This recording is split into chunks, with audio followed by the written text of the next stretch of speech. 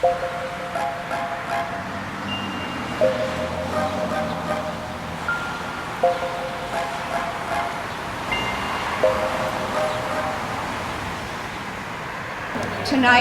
I'm happy to introduce one of the panelists from the Film Festival event, is our keynote speaker and our event honoree, Kathleen DiChiara.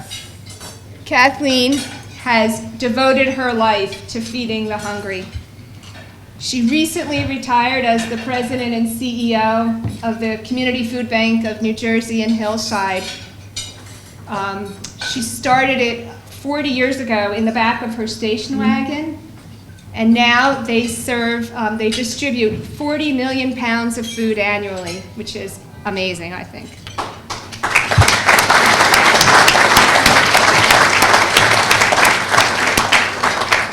She's been an innovative leader. In addition to donating food to 1,500 charities and pantries in the state, they have things like a commercial kitchen and job training, mobile pantries and kids cafes, backpack programs, you name it. She's either started it or she's made it better. She was inducted into the New Jersey Hall of Fame in 2013, and she's also been recognized by 3 presidents, 3 New Jersey governors, and the Pope. I don't know which Pope. Maybe you can tell us. Maybe. I don't think so.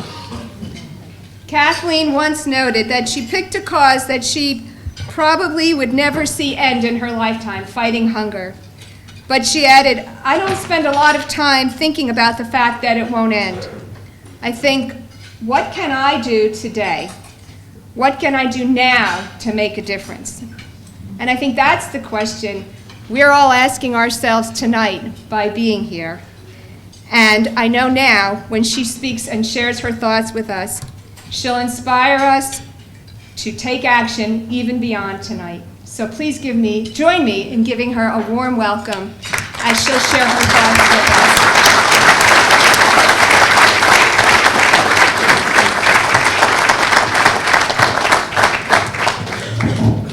Thank you, Pam. I always feel like after an introduction like that, did my mom tell you to say that? And she's been gone a long while. Thank you for participating today. Thank you for caring about this cause. I thought, what could I tell you in really a short time? And I thought maybe if I shared with you some pictures of then and now. When I first began, it was not my intention to start a food bank. I was a suburban housewife, had 2 little kids,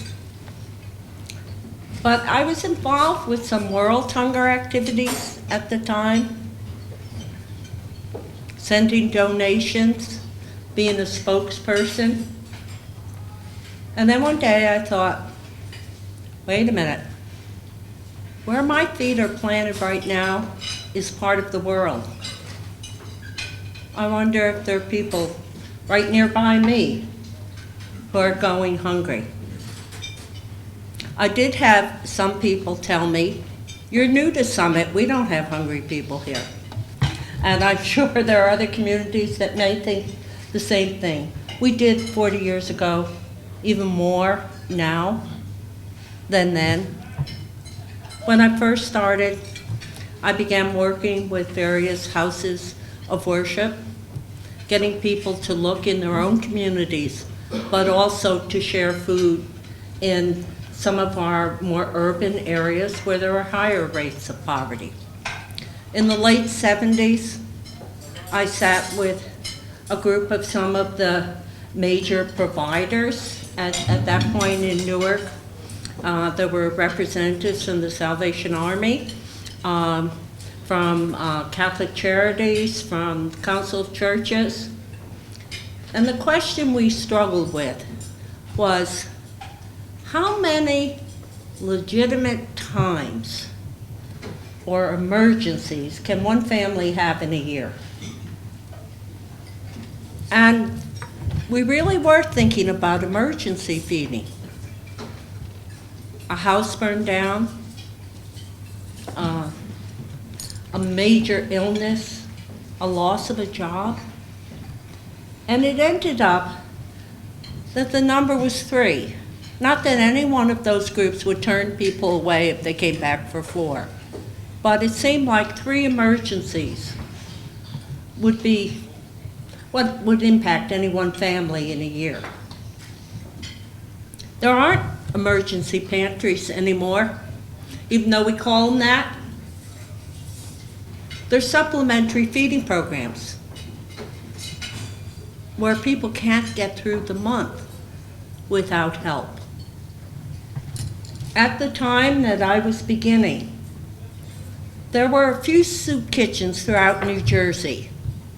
They were in our major urban areas, and they were mostly feeding.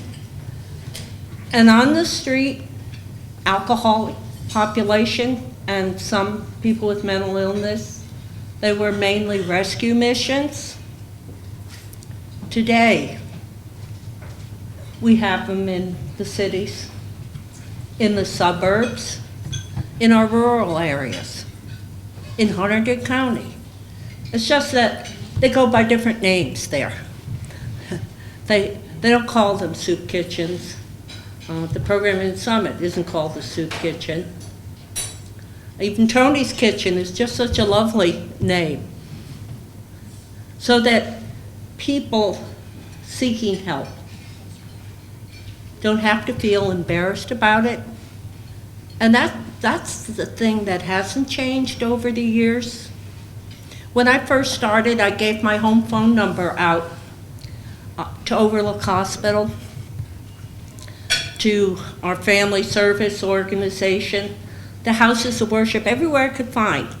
And I said, if you know someone without food, tell them to call me. No one without food called me. Rather, a neighbor called and said, I'm worried about this family on my block. I know the dad's out of work and they're having a hard time. I'm afraid to say something to them. I got a call about one family like that, and they lived upstairs, way upstairs, over some stores in downtown Summit. And I went up a back stairways, like 3 or 4 flights, carrying a bag of groceries on a very hot summer day. And when I knocked on the door, a man answered. And in other times, it had been a woman, and sometimes that was easier, certainly easier than this time. And right away, he saw the bag of groceries. And he said, who told you we needed help? We don't need any help. And for the first time in my life, I perspired out of my elbow. I don't know if I have sweat glands there. I'm sure there's doctors here who maybe tell me I don't, but it sure seemed like it was coming out of my elbows. But I quickly said, oh, I perhaps have made a mistake, but I'm not carrying this back down those stairs. So if you don't need it, maybe you can find somebody who does. And I hurried down. 2 weeks later, or maybe even 3, the gentleman called me. And he said, I'm so sorry. He said, I was so embarrassed. He said, my family really did need that food, but the fact that I couldn't provide it. But he said, I've got a job now. And he said, with my first paycheck, he said, I'm going to buy a bag of food. Where can I give it to you so you can give it to someone else? And it's that kind of goodness that I've seen over the years so many times, then and now, that really keeps me going, because I've had the opportunity to see so much of the hurting that's out there. But if that's all I saw, I'm really not that brave. I wouldn't have stayed for 40 years. And even though I'm sort of moving on from the food bank, I'm not moving on from this cause. There are other ways that I'll find to get involved. So the fact that people feel embarrassed when they need to ask for something basic as food, it was when I began, and I see it now, particularly among the elderly.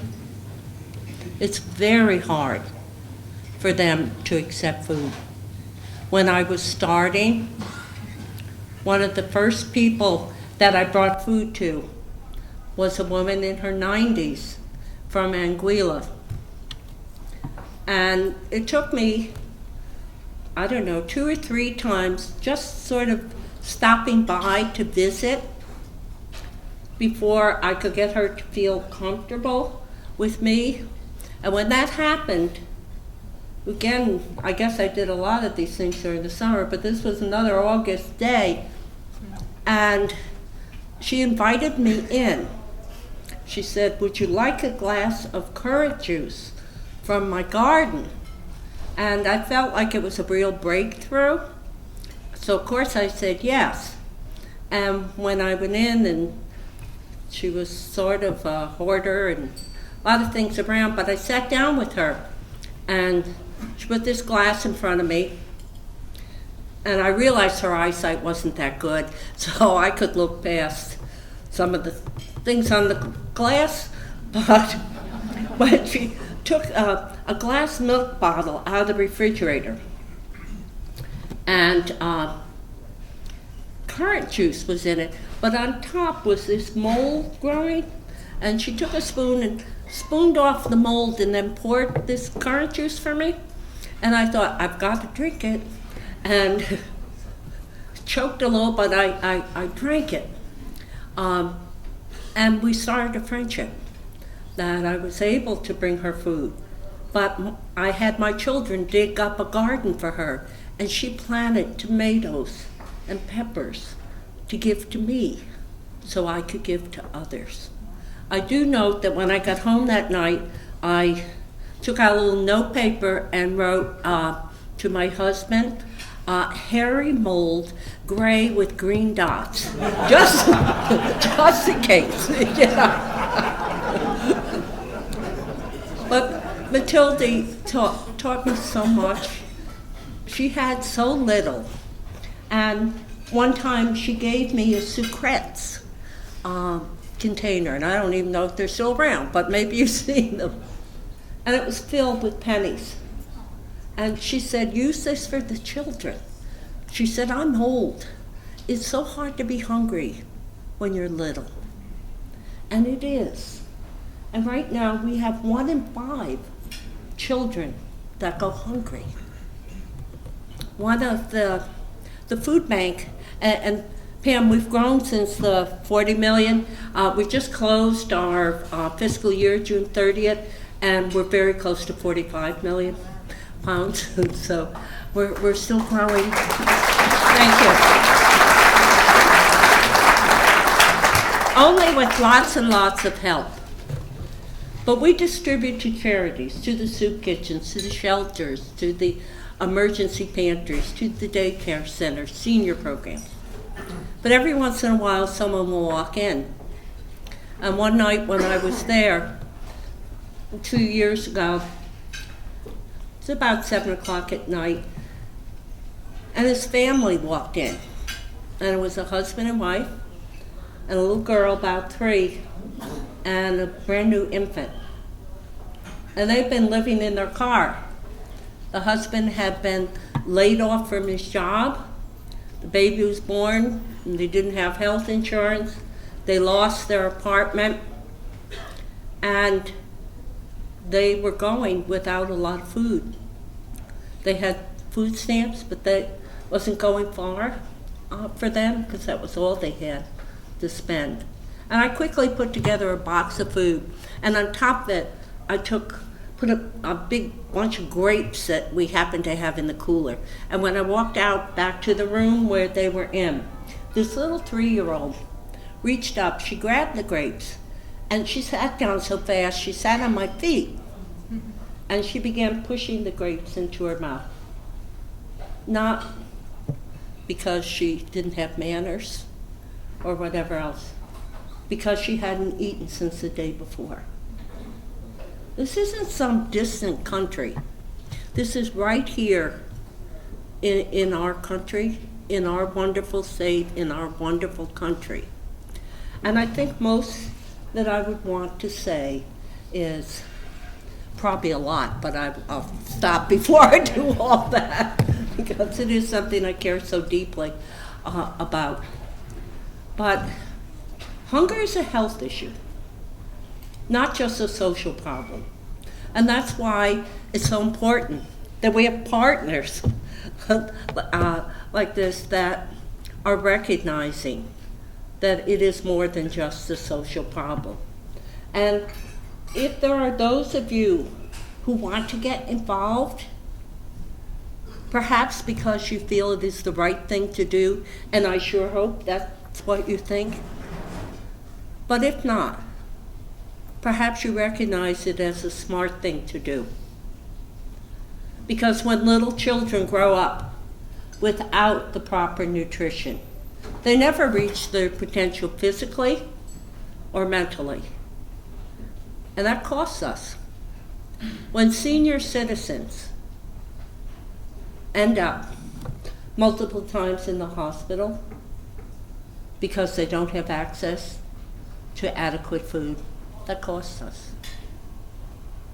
So if some of your assumptions are out there and it appears that, and I don't think any of you think this way because you wouldn't be here, baby, but sometimes in our country I hear of people who assume that if anyone comes to an emergency food pantry or soup kitchen, they're really lazy. They're really freeloaders. Test that assumption if you have it.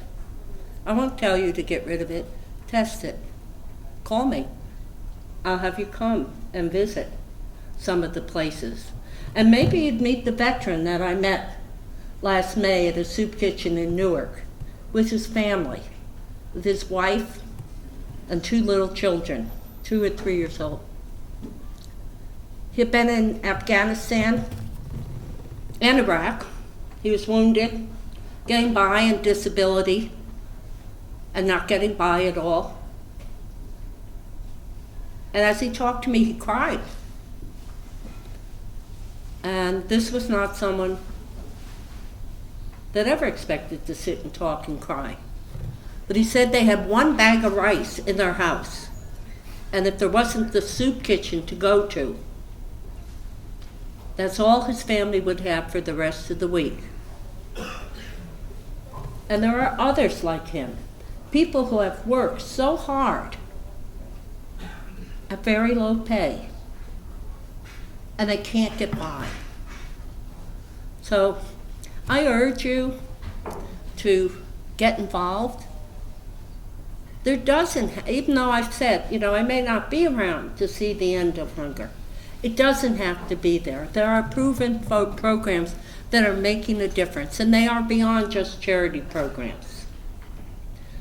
To solve a complex problem like this, we need everybody's involvement. It has to be the corporate world, the government, and the nonprofit world. And we need to work together.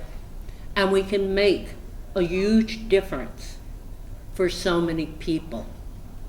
As I said, this is something that I could go on forever. I want to tell you one other thing about the food bank before I go. As the food bank grew, one of the things I wanted to do every single time was to find the way to provide jobs particularly for people who might end up at a soup kitchen or homeless shelter. So in the late 80s, I looked around and said, who's at the end of the line? Certainly people of color were overrepresented. But if they were coming out of prison or drug rehab, nobody wanted to hire them. And I decided at that point, that's exactly who I would hire. And right now, I have close to 100 ex-offenders who work at the food bank, a staff that I would match against anyone. And I don't do it naively. I mean, I've been doing this long enough that I certainly say to everyone, look, don't try it. Don't bother. We'll know. We'll catch you. But I also tell them that I have the confidence that they will meet the standards that we set, because we aren't going to lower them for them. And the recidivism rate of those who come and stay at the food bank is slightly less than 1%. So when you deal with the fact that there are people homeless out there, there are other issues that connect with it. The lack of affordable housing, it tipped so many people into poverty, and the lack of jobs, and the demonization of those who seek help. But I'm going to stop now in case you might have any questions, and I want to thank you all for the help that you give Pam and this wonderful organization, and for the help that you give all the wonderful programs that are up there. Please, or out there. Please keep at that. And like I said, if you have feelings that maybe what you're hearing isn't exactly so, test those assumptions, please. Contact the Salvation Army or Tony's Kitchen or the Community Food Bank. And I know any one of us would be happy to have you join us on a visit to meet some of the people that desperately need you to help. Thank you.